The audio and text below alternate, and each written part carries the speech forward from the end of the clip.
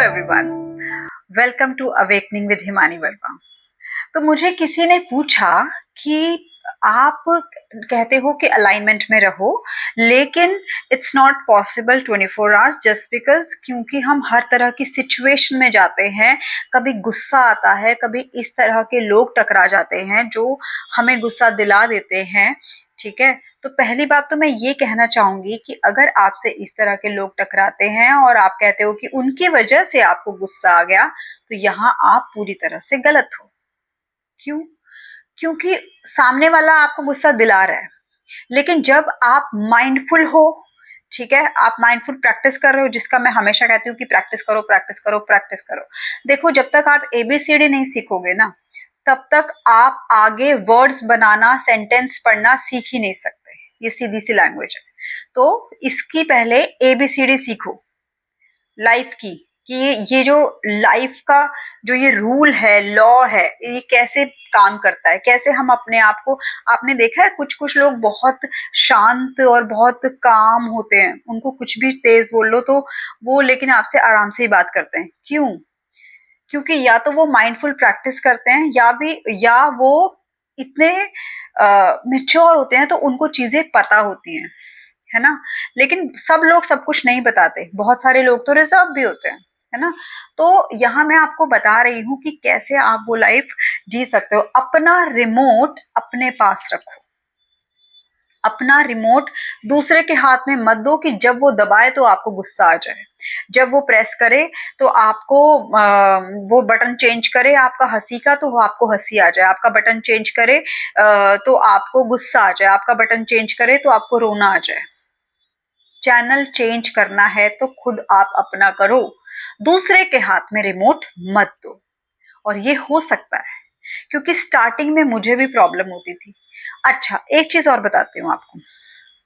मान लो सामने वाला आपसे गुस्से में बात कर रहा है, या बहुत वियर्डली बात कर रहा है, या इनअप्रोप्रिएट वे में बात कर रहा है। ठीक है, तो आप कैसे करोगे? आप उसको शांतिपूर्वक पहले तो अपने मन में कहोगे।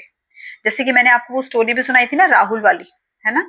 तो उसमें जो मैंने बुक की समरी का कुछ पार्ट बताया था आपको, तो पावर ऑफ नाउ का, तो वही चीज आपको प्रैक्टिस करनी है। वो क्या है? माइंडफुलनेस ही तो है, कि आपको 2 मिनट, 2 मिनट तो बहुत ज्यादा बोल दिया मैंने, लेकिन ऐसे एक सेकंड पहले रुको। पहले हमारे मम्मी पापा हमेशा कहते थे ना, हमारे जो बड़े बुजुर्ग हमेशा कहते थे, पहले सोचो समझो तोलो फिर बोलो, ऐसे कुछ कहते थे ना। तो वो बात अब समझ आती है कि वो ऐसे ही नहीं बोल देते थे, इसके पीछे भी इतना बड़ा लॉजिक है। कि जैसे ही आपको गुस्सा आने लगे, एक डीप ब्रीथ लो और सोचो, 1 सेकंड के लिए सोचो, रुक जा, रिएक्ट मत कर। क्योंकि लोग कहते हैं एक्शन का तो रिएक्शन होगा ही। आई एग्री, क्योंकि मैं भी ऐसी ही थी। लेकिन अब मैंने खुद अपने आप को चेंज कर लिया है इस टेक्निक को प्रैक्टिस करके। मुझे अब कोई सामने वाला गुस्सा करता है या वियर्ड लुक देता है या कुछ भी करता है ना, मैं चुपचाप ऐसे देखती हूँ, और फिर मेरे अंदर से अपने आप आवाज आ जाती है कि तूने रिएक्ट नहीं करना, तूने अपना रिमोट अपने हाथ में रखना है, दूसरे वाले को इतनी पावर नहीं देनी।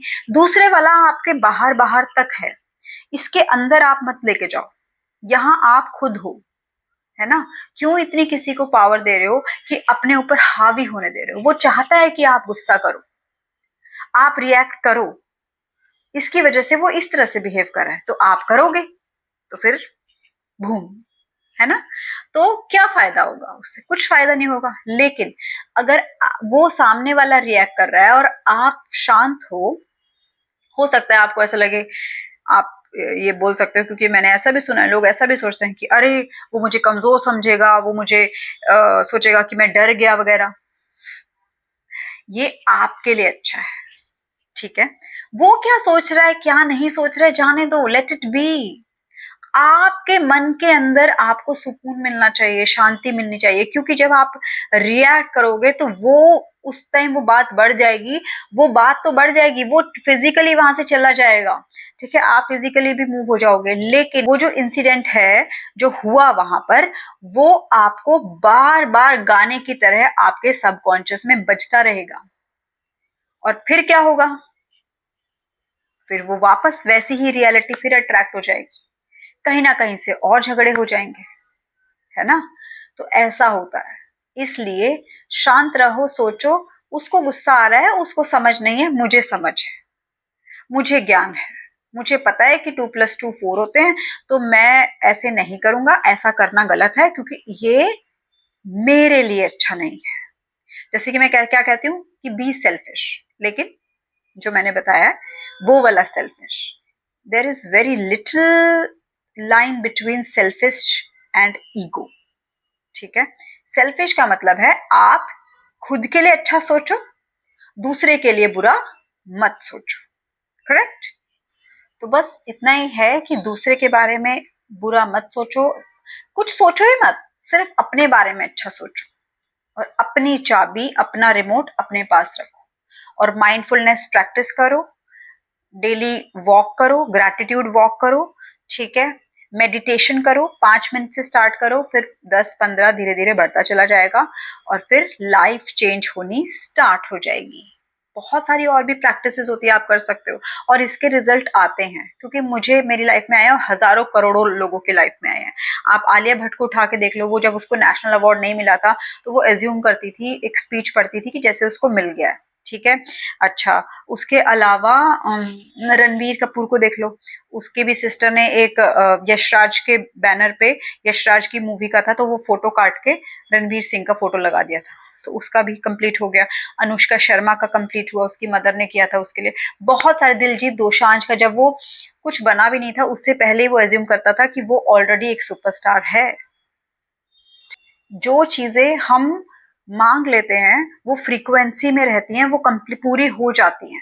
ठीक है, बस वो फिजिकल फॉर्म में आने के लिए उसमें टाइम लगता है। वो टाइम कैसे लगता है? टाइम जरूरी नहीं लगे, मतलब ऐसा भी हो सकता है कि आपको ऐसे मिल जाए, होता है, ऐसे मेरे साथ भी हुआ है, लेकिन आपको अलाइनमेंट में आना होता है, और हम डेली सीखते हैं, मैं भी सीख रही हूँ, और हम साथ में सीखे। मैं चाहती हूँ कि जो चीजें मैं सीख रही हूँ आप मेरे साथ सीखो, हम साथ में ग्रो करें। कितना मजा आएगा ना, कि आप मुझे अपनी स्टोरीज बता रहे हो, मैं आपको अपनी स्टोरीज बता रही हूँ, अच्छा लगेगा ना।